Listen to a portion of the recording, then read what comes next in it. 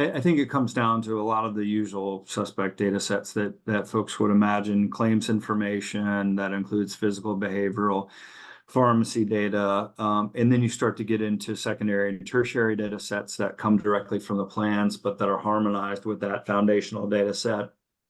Things like health risk assessments, if it's a marketplace or commercial plan, it's premium payment history, it's customer satisfaction, it's call center information, including sentiment analysis for some of the psychographic modeling.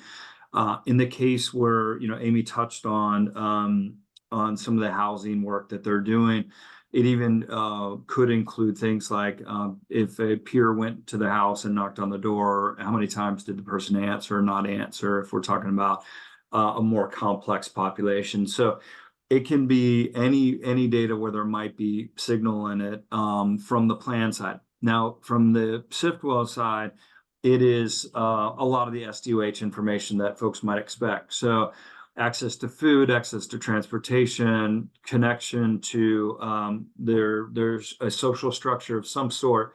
Do they have housing? Do they have plumbing? Do they have kitchens? Things like that. Do they have employment? And so there's 8 data sets that are comprehensive across the country, some of which are slightly latent, but are still very valuable, and then others that are more real-time, like access to food, that are all brought together for contextualizing the members. The example I'll offer that kind of runs it from top to bottom that Blair talked about was the cancer screening measures.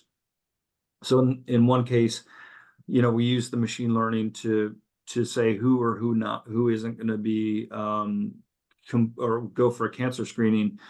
And then you go from here are the 12,000 that are unlikely to go, down to here's a group of 250 of that 12,000, and they're unlikely to go because they live more than 20 miles from a screening facility, don't have transportation, don't know it's a covered service, despite it being a covered service, are price sensitive, and they need childcare when they go for that appointment. And so it's really moving from big lists to better, highly contextualized lists that, and that one's near and dear to my heart because both my mom and sister are survivors of breast cancer because of early detection. So that was kind of a cool one to be involved in.